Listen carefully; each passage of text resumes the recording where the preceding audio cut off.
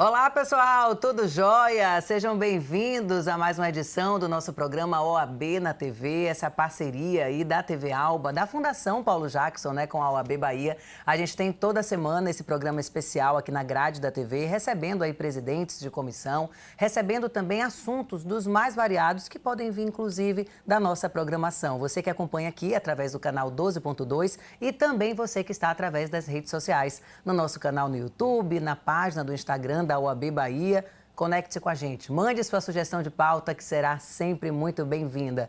Inclusive, o tema dessa semana é de interesse de vocês aí de casa, com certeza. A gente vai falar de trânsito. Estou aqui hoje recebendo o doutor Danilo Costa, presidente da Comissão de Trânsito lá da OAB Bahia. E a gente vai falar de temas importantíssimos, porque o advogado agora, podemos falar que vai ser mais bem tratado. Por exemplo, no Detran aqui da Bahia, doutor Danilo. Seja bem-vindo. Com certeza, Milena. Eu agradeço mais uma vez o convite. A gente está participando de um programa tão essencial hoje para a advocacia, que é o OAB na TV, que a gente consegue, tanto para o público advogado como para o público comum, passar essas informações de vanguarda e de que a nova diretoria da OAB, através da nossa comissão, como você disse, teve essa conquista. E agora a advocacia, sim, de trânsito será mais respeitada no âmbito do Sistema Nacional de Trânsito, nesse caso no Detran. E a advocacia respeitada, a gente sabe que o cidadão está mais protegido, porque nós somos hoje essenciais para que a gente tenha a justiça. Então, é um dos pilares aí que a gente conquistou. Doutor Danilo, a gente está falando para você que está em casa entender essa conquista que é importante para a advocacia e para o público em geral, é a respeito de uma portaria que vai melhorar muito, né, a atuação da classe. A gente vai entender um pouquinho disso. Primeiro, eu queria saber quais eram as dificuldades que os advogados e advogadas encontravam no atendimento ao Detran para solucionar o problema dos clientes. Como é que era a realidade antes para a gente fazer esse comparativo? As dificuldades são muitas, então a gente teve que eleger, inclusive, as que teriam um número de queixas maiores pelos advogados. E dentre essas queixas maiores, a gente ainda tinha, no âmbito do Detran Bahia, a necessidade do advogado apresentar procuração antes mesmo de ter contratualizado com o seu cliente. Então, ele não conseguia acesso às informações para, inclusive, passar alguma proposta de prestação dos seus serviços. E nossa Lei 8.906, que é o Estatuto da Advocacia, prevê que nós temos acesso a essas informações, inclusive para isso, para que a gente consiga fazer uma proposta para nosso cliente, falar a ele se nós temos a condição de atendê-lo ou não e qual seria o custo desse atendimento. E em segundo momento, nós tínhamos aqui a desinformação dos servidores públicos em exigir do advogado que a sua procuração fosse com reconhecimento de firma. E isso também inviabilizava e atrapalhava bastante o exercício da advocacia. E graças a Deus essa portaria veio a tentar solucionar isso daí. E tornar ainda mais lento, né? Porque a partir do momento que você começa a exigir, coloca mais burocracia ainda no sistema, aí o cliente na ponta se prejudica. E ainda mais quando tem prazos, né? Se a gente for tratar aqui, por exemplo, de multas, que eu recebi uma multa de forma indevida, eu quero recorrer, aí não tenho tempo de ir no Detran, peço para o meu advogado. Aí o trâmite antes era como? Antigamente, a gente precisaria pegar uma procuração, essa procuração, a depender do servidor que estava nos atendendo, a gente levar a um cartório para fazer o reconhecimento da firma, pagar as taxas cartorárias e depois de todo esse trâmite apresentar a procuração do Detran, para só aí a gente ter acesso à informação e começar a trabalhar. Isso onerava bastante o serviço para o advogado, que acabava tendo que transferir esses valores para o cidadão e o que desmotivava, inclusive, de que os cidadãos quisessem questionar e os advogados, principalmente os iniciantes, quisessem militar na área de trânsito. Porque a partir do momento que você tem uma série de dificuldades, uma série de burocracia, você inibe a atuação do advogado naquele setor, porque ele vai procurando aquela especialidade em que ele tem mais garantia, mais velocidade, um trabalho mais tranquilo. Como dizem, o tributarista é uma pessoa que não faz muita audiência, já o trabalhista faz demais, e aí cada um vai escolhendo diante desses percalços da nossa atividade. E a realidade, então, nessa coisa do direito do trânsito era desmotivadora. Eu, como cliente, também nunca entrei com ação, embora já tive algumas situações que eu duvidasse ali que aquela multa tinha sido minha, duvidasse com relação... poderia, né, alegar alguma questão do uso da velocidade naquele momento e tal. E aí eu queria tirar uma dúvida a respeito disso. Fala-se muito aqui, né, principalmente aqui na capital baiana, da indústria de multas. Eu vi uma entrevista sua falando a respeito disso e até de uma ação coletiva. Como é que funciona isso hoje e de que forma o cliente que está acompanhando aqui a edição de hoje pode se informar, né, do que é certo, do que é errado, do que ele pode recorrer ou não? O cidadão hoje ele tem que entender, e a gente sempre trata como OAB, da cidadania. Então nós temos os direitos e os deveres do cidadão. Nós entendemos que o pilar da fiscalização, inclusive nós participamos como OAB do PENATRANS, que é o Plano Nacional de Redução de Índice e Vítimas de Acidente de Trânsito, um dos pilares é a fiscalização. Mas, como tudo, e a gente brinca, né? Até amor demais estraga, então a fiscalização demais, sem o investimento na infraestrutura viária, sem o investimento na educação para o trânsito, isso, a balança, ela fica realmente descompassada. E a gente acha que hoje há, sim, um excesso na fiscalização sem a devolução da contrapartida. Para que o cidadão entenda, quanto mais fiscalização eu tenho e mais arrecadação, eu preciso investir na educação para que esses números se equilibrem embaixo. Porque a partir do momento que eu tenho cidadãos mais educados, eu preciso fiscalizar menos, eu tenho menos multa.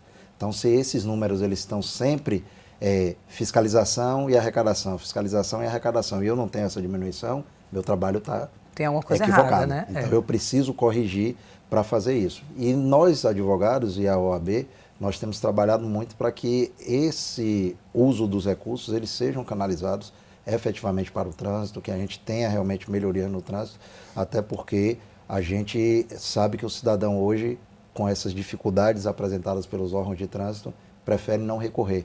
Então ele procura muito mais mecanismos de como pagar do que se reeducar, do que de questionar. Então é isso que a gente tem tentado aí e é uma das nossas missões aí, compromissos como presidente da Comissão de Trânsito. Quando você fala, Danilo, de reverter isso, né, para que a população tenha mais consciência no trânsito, a gente está falando de educação de trânsito, mas de que forma, aí eu vou dizer o que, a Transalvador ou a prefeitura, ela deve investir para que o cidadão tenha mais cuidado com aquele trânsito? Pode, por exemplo, ser sinalização?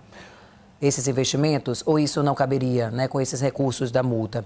Outra dúvida que chama muita atenção e que as pessoas às vezes não entendem, aquela diferença de velocidade que tem até agora dentro da própria cidade. Porque isso é uma forma também de despertar essa educação no trânsito em áreas que tem muita circulação de crianças, escolas, clínicas. É esse o caminho também que está sendo feito? Não, com certeza. Hoje a gente entende que a infraestrutura viária ajuda a diminuir o número de infrações de trânsito, e quando a gente fala da infraestrutura viária, é que a partir do momento que eu tenho calçadas adequadas, que eu tenho vias adequadas, então eu consigo até estimular outros modais, que é a geração Z, né, dos nascidos de 1990 a 2010. Hoje eles preferem muito mais caminhar, usar veículos elétricos, utilizar a bicicleta, que a gente chama de modais ativos, em que a gente, inclusive, está se exercitando, faz bem para a saúde. Mas se a cidade não nos dá essa possibilidade, a gente começa a ter que usar carro, moto, e a gente precisa desestimular, e isso reduz o número de multas, porque a gente reduz o número de pessoas circulando com os modais não ativos.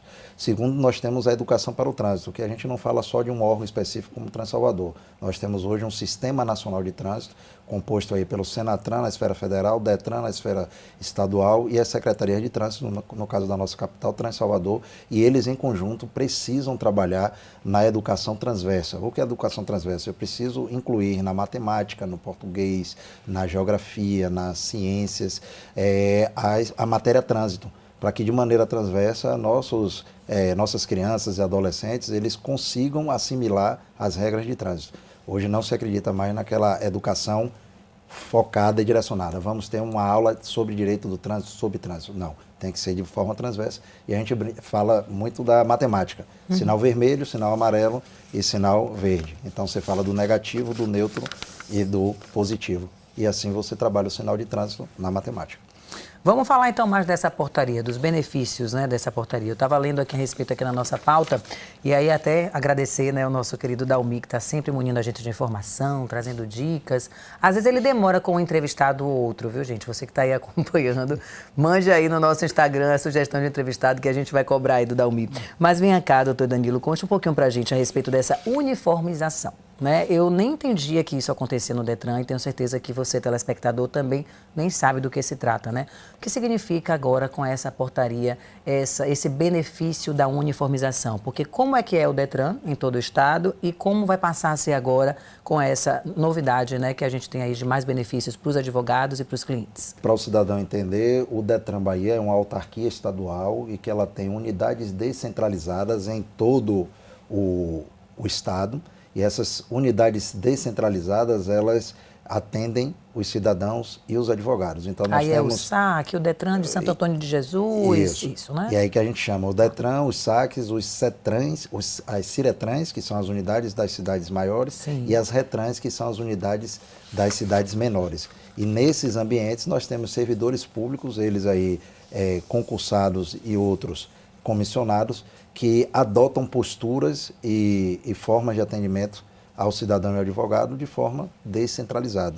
E no caso da advocacia, essa portaria veio a atender nosso pleito de uniformização. Então, hoje, todas as unidades do DETRAN Bahia, mesmo as descentralizadas, terão que obedecer a essa portaria editada pelo seu diretor-geral, Dr. Rodrigo Pimentel, a quem mando um abraço e um grande elogio, porque é uma conquista para a advocacia, é uma conquista para o Estado e é uma conquista para o cidadão baiano. Eu vi que foi uma parceria também da Comissão de Prerrogativas. Então, nesse trato com o advogado, a partir do momento que se exigia uma coisa ali, outra ali, que não tinha essa uniformização, acabava quebrando as prerrogativas. Dê um exemplo aí para o pessoal entender. Na verdade, já deixar aqui meu abraço, meu agradecimento super especial à Comissão de Prerrogativas, ao Dr. Vitor Gugel, ao Dr. Carlos Sampaio, ao Dr. Gabriel Medauá, que foram realmente, Dr. Pasquinha.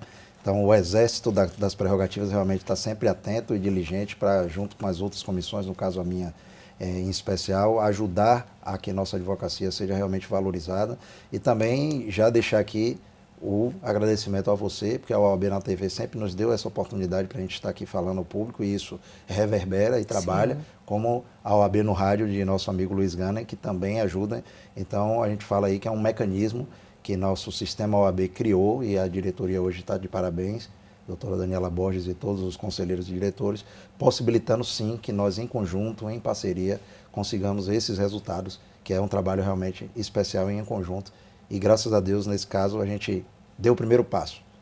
Aí agora o advogado chega no DETRAN, tem alguma questão de algum cliente, ele basta apresentar a carteirinha da ordem e aí o atendimento já é disponibilizado.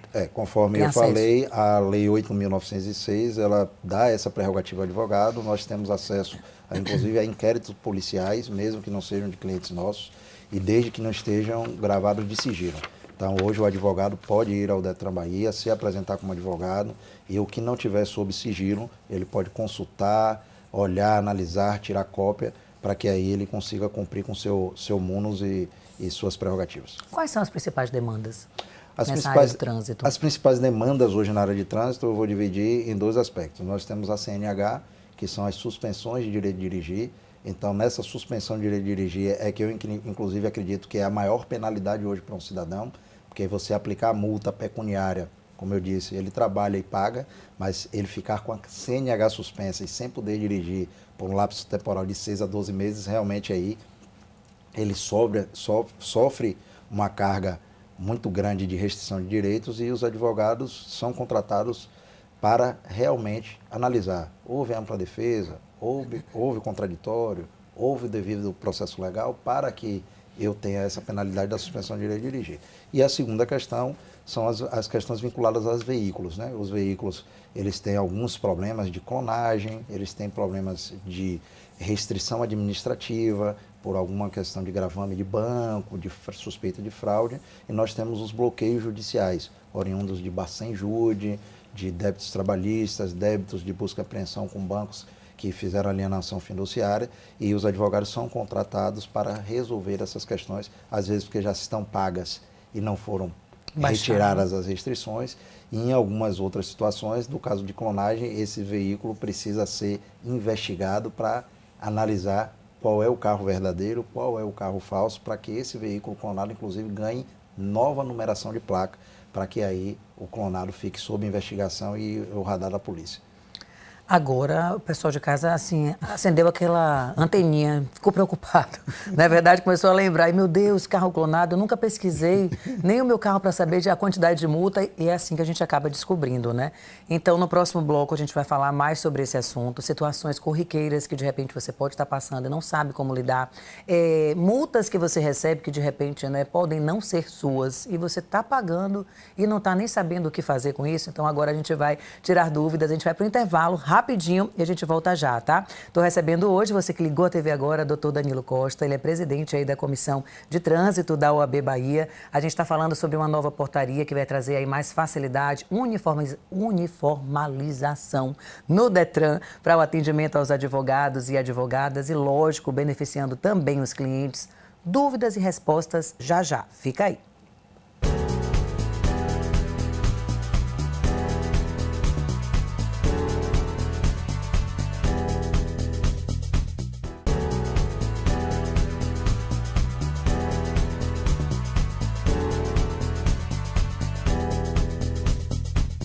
Oi, gente, estamos de volta. Olha, os bastidores, vocês não sabem, é melhor ainda do que aqui o ao vivo, a transmissão. A gente continua a entrevista nos bastidores, no comercial, e aí capta muitos assuntos para trazer para você que está em casa. Doutor Danilo e eu conversávamos aqui nos bastidores sobre um tema que a gente acabou não desenvolvendo, né? Que é a questão das multas e ações, né, coletivas para multas que foram aplicadas durante a pandemia.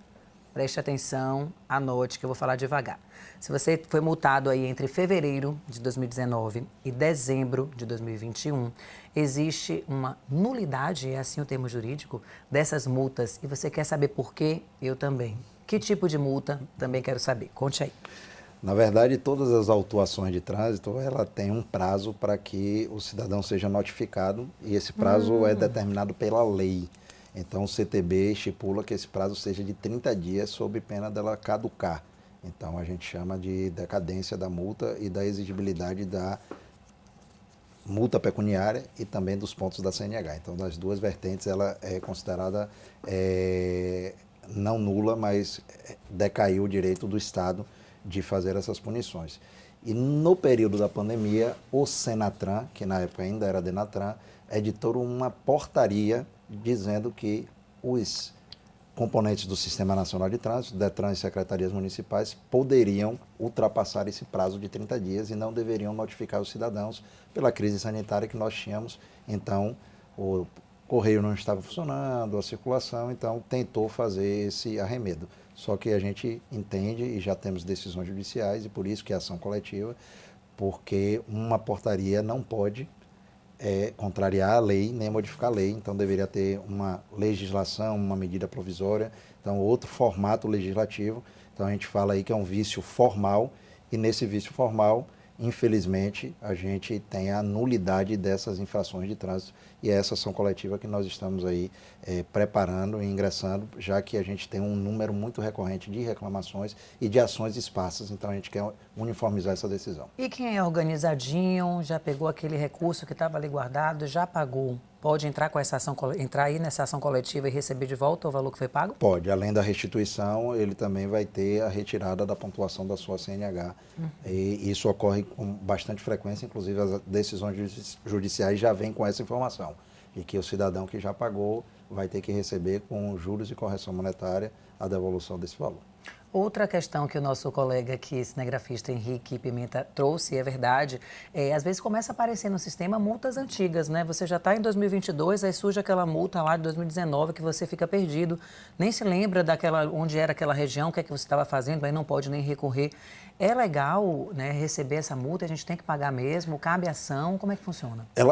Ela caminha do mesmo jeito. Então, normalmente você foi notificado dentro do prazo de 30 dias, só que ela não apareceu no prontuário do veículo nem no seu prontuário da CNH. Por quê? A gente chama de multas RENAINF, que são multas que são dadas por outros órgãos de trânsito de outros municípios, de outros estados, e até 2021, meados do ano 2021, essa base não era consolidada no Senatran em Brasília, e assim demorava-se muito dessas secretarias de trânsito se comunicarem e colocar no veículo. Então eu estou passeando em Pernambuco, meu veículo recebe uma autuação de trânsito lá, então daqui que ele conseguisse se comunicar com o Detran Bahia, isso demorava anos, e assim eu ia emplacando o meu veículo ano a ano. Vendia sem essas multas, inclusive muitas situações ocorrem até depois da venda do veículo. Então essas multas são exigíveis e hoje realmente elas estão sendo cadastradas numa velocidade muito grande para realmente a base ficar limpa e realmente o cidadão pagar dentro do ciclo. Doutor Danilo, bora falar agora de regularização e análise de veículos e CNH. Com essa nova portaria, vai seguir da mesma forma? A gente conversava aqui também nos bastidores essa questão da regularização e é algo que eu nem sabia dessa penalidade, né, de veículos clonados. Vamos entrar nessa temática para esclarecer o pessoal que está em casa. Primeiro deixar um alerta que é uma conquista da advocacia e a gente conquistou isso tentando proteger nossas prerrogativas. Então, no âmbito da regularização dos veículos, eu falo aos advogados e colegas que não tentem se tornar despachantes documentalistas, porque a gente vai poder sim fazer a regularização de veículos, só que a gente vai ter que ter exatamente esse equilíbrio de fazer a regularização de veículos de clientes nossos que estavam com algum processo e algum procedimento, e assim a gente não transformar escritórios de advocacia em escritórios de despachantes. E assim a gente vai poder sim fazer a regularização de veículos, vai poder pegar veículos de inventário que precisam ser transferidos do nome da pessoa falecida para o inventário. Então é esse tipo de procedimento, esse tipo de regularização que a gente precisa fazer. É um veículo que foi penhorado e que aí você precisa transferir da empresa que sofreu a penhora para o seu cliente, porque de uma praça, de uma asta pública. Então essa regularização foi para aqui a gente conquistou e aqui a gente batalhou, que é um ato contínuo a nosso trabalho da advocacia. Tinha muito problema também, né, com o despachante realizando isso, por conta da questão burocrática mesmo, que cabe ao advogado. Né? Na verdade, era o inverso. Nós, advogados, ficávamos dependentes de contratação de despachantes para fazer os nossos procedimentos, sendo que, às vezes, a gente tem tempo, a gente tem capacidade de fazer essa tramitação. Assim como a gente fala do próprio cidadão. Tem cidadão que tem disponibilidade de tempo e ele mesmo quer resolver o problema no carro dele, quer fazer uma vistoria. Sim. Então, o despachante é uma ferramenta, sim, mas não precisa ser uma ferramenta obrigatória. Então, para a advocacia, ela não é mais e foi a nossa conquista. Dos carros clonados, como a gente estava falando aqui nos bastidores, a gente tem essa questão de que o cidadão tem que ficar muito alerta para saber se ele estava naquele dia, local e hora, principalmente se é fora do estado. Se ele começar a suspeitar que aquelas autuações de trânsito ele nunca passou por aquele local, então é um alerta para que ele veja aí se o seu carro está clonado e outro, a gente chama do dublê, está circulando aí, um outro veículo com as mesmas características, a mesma placa de identificação, e assim ele tem que abrir um processo administrativo no Detran, onde seu veículo está cadastrado. Esse veículo vai ficar com restrição de circulação, então ele não vai poder circular com o veículo, vai ter que guardar em casa, até que esse processo administrativo finalize, e com essa finalização aí ele ganha uma nova placa de identificação veicular para diferenciar ele do dublê e ele voltar a circular com seu veículo e seu bem com tranquilidade e segurança. Aí haja tempo, né? Qual o tempo médio que dura um processo desse? Na verdade, são processos muito lentos. A gente trabalha, inclusive, no Senatran para que haja uma simplificação, já que a gente tem normalmente 2 Detrans trabalhando, então um analisa o carro dele e o outro o que está dublê. Eu tenho casos no escritório que perduram por 1 ano e meio e o cidadão está aí com o veículo guardado, esperando o resultado definitivo. Doutor Danilo, a gente ouve assim, uma entrevista como essa, você que está em casa pode achar que está distante, que isso não vai acontecer com você. É comum isso acontecer? Eu vejo muitos casos, muito comum. Né? Depois vocês pesquisam na internet aí, vão dar risada e virou meme, né? 2 Corollas pretos no bairro dos Jardins, em São Paulo. A polícia encontrou os 2 veículos no mesmo bairro, na mesma cidade, e aí criaram um meme da nossa saudosa Marília Mendonça. Um dia a gente se encontra. E aí os 2 Corollas pretos com a mesma placa na porta da delegacia. Então é comum, bastante comum. É mesmo. E venha cá, para eu descobrir isso, então a melhor forma é quando eu receber aquela multa que às vezes você não quer nem abrir, né, para não tomar o susto do impacto ali do valor, aí você não abre. Então tem que abrir, verificar direitinho se era você circulando. A gente descobre desse jeito, tem alguma outra forma que eu pesquise a placa, que eu pesquise o veículo e a situação? Tem bastantes formas de verificar que daria um programa. Então o cidadão hoje ele tem que entender que nós temos sistemas tecnológicos dos órgãos de trânsito, Senatran e Detran, em que você se cadastrando, você vai monitorar seu veículo e sua CNH. Então você recebeu uma multa, você é notificado eletronicamente, inclusive tem a possibilidade de pagar com 40% de desconto se você se cadastrar nesse programa do governo federal. Então nós temos hoje a wallet de trânsito, que a gente chama de carteira digital de trânsito, do Serpro Senatran, e com esse wallet de trânsito também você hoje já faz até transferência de propriedade de veículos, na Bahia ainda não, mas você sem precisar de cartório, então Eu e você, Milena, gostamos aí de um carro e queremos comercializar ele. Aqui agora a gente com nossa wallet de trânsito, a gente já faz a negociação, já assina com Tudo certificado digital, tudo digital e só leva o carro para fazer a vistoria. E está resolvido. Aí uma informação bacana que as pessoas precisam ter acesso, Com muita certeza. gente não tem, né? Como é que a gente faz para estar divulgando? É papel de quem isso? Que aplicativo é esse? Fale um pouquinho mais aí, só para o pessoal dar tempo de pesquisar, né? Você que está em casa ficou curioso. O de cá, o cinegrafista está ali dando dica para mim. Quer saber o que quer ser mais barato? Essa questão do desconto, é isso? Pronto, conte. O desconto é porque você tem um Sistema Nacional de Notificações Eletrônicas, o SNE, que é integrado ao wallet de trânsito. Já vou anotar tudo. E aí você cadastra seus veículos ali, sua CNH, certo. Automaticamente quando você é autuado, você não precisa nem receber a notificação de infração, né? A impressa, você já é notificado pelo próprio sistema e ali se você reconhece que realmente é um infrator e aquela multa é devida, você já pede para gerar o boleto e paga com 40% de desconto. Se você esperar todo o trâmite, você não tem esse desconto. Além disso, você faz o monitoramento da sua CNH. Então, com esse monitoramento, você vai sabendo o número de pontos, tudo, porque você tem a oportunidade de que, se não atingir os 40 pontos, com 37, 36 pontos, você faz um curso de reciclagem antecipadamente e sua pontuação é zerada. Então, você não tem a suspensão do direito de dirigir. Então, mostrando que o direito do trânsito hoje é muito importante, o cidadão precisa entender, compreender. Nosso Instagram da comissão é bastante ativo. Sim. Esses tutoriais todos do sistema, tem no Instagram. Ótimo. Se não tiver, Comissão de Trânsito. @Comissão Trânsito BA. Então, nesse Instagram você consegue lá interagir com a gente, olhar conteúdo, olhar material e a gente faz aí nosso pilar da cidadania, de realmente ajudar não só o advogado, mas ajudar também o cidadão. Tá vendo só, você que está em casa, como o programa foi assim proveitoso, com muitas informações e dicas, alerta aí para você que está com o seu carrinho, que nem está ligado nas multas, que não sabe o que é infração, o que deve fazer, como proceder. Doutor Danilo Costa trouxe aí muitos esclarecimentos. Para a gente finalizar, vamos trazer a novidade para os advogados e advogadas, que agora vai ter a sala, né, para vocês no Detran. O Detran vai mudar de local, por enquanto ainda não tem essa sala. Como é que está essa situação? O Detran Bahia, ele tem um processo hoje de modificação da sua estrutura física. Inclusive o doutor Rodrigo falou na reunião que teve conosco e disse que é um compromisso dele de fazer uma sala exclusiva para a advocacia na nova estrutura, já que essa estrutura antiga não vale a pena, não sabemos. Deve ser algum prédio comercial, porque o Detran entende hoje que deve se tornar um órgão cartorial, um órgão somente de fiscalização e descentralizar ao máximo. Então, aquela unidade antiga da nossa época, né, não tão longínqua, que nós íamos para o Detran, era tudo feito ali naquela sede, até a própria prova. Então, isso é um modelo ultrapassado e é tudo descentralizado. Que bacana. Vamos finalizar nos nossos 3 minutinhos falando um pouquinho, né, das pessoas que podem participar mais ativamente da comissão, um convite, repetir o Instagram para a gente se despedir da galera de casa. São 2 convites. Primeiro, pedir a vocês que hoje nós temos poucos integrantes, mas temos outros integrantes. Então, nas próximas entrevistas, eu quero até para vocês verem outro olhar, não só o de Danilo enquanto presidente, mas de meus componentes. Ótimo. Então, vou passar o nome deles aí e agradecer que eu estou aqui em nome deles, então eles vão vir aqui para dar também o olhar deles, a entrevista.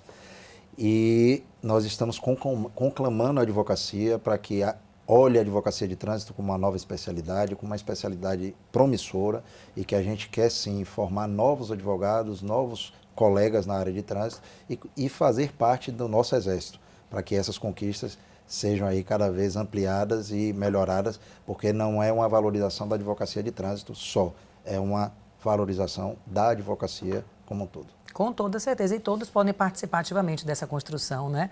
Doutor Danilo aqui com a gente, foi ótimo o programa, muito esclarecedor, quero agradecer sua presença, portas abertas para todos os integrantes da comissão, para nós aqui da TV Alba, é uma alegria, já vou cobrar de Dalmi, do pessoal aqui também das redes que estão aqui com a gente. Eu participei do OAB no rádio e lá é ao vivo na rede social, então tinha pergunta do pessoal de casa, ao vivo, participando, não seria bacana? Dê seu voto. ao vivo aqui também na rede social. Com certeza, com certeza. Peguei de surpresa, com certeza, né? Com certeza. Pois é. Eu adoro ao vivo, inclusive. Todo mundo. Então, ótimo. Já fica aí esse alerta, tá? O pessoal da programação, para a gente colocar também ao vivo no nosso Instagram e você de casa acompanhar e mandar sua mensagem, sua dúvida e ter a resposta na hora, né? A gente vai se despedindo por aqui, o tempo tá correndo, as letrinhas estão subindo, semana que vem tem mais, tá? Quinta-feira, 14h30, programa de estreia. Fica ligado aqui na programação, que tem muita notícia do Legislativo e vários programas da nossa grade, trazendo conteúdo, informação para você de casa. Tchau, tchau.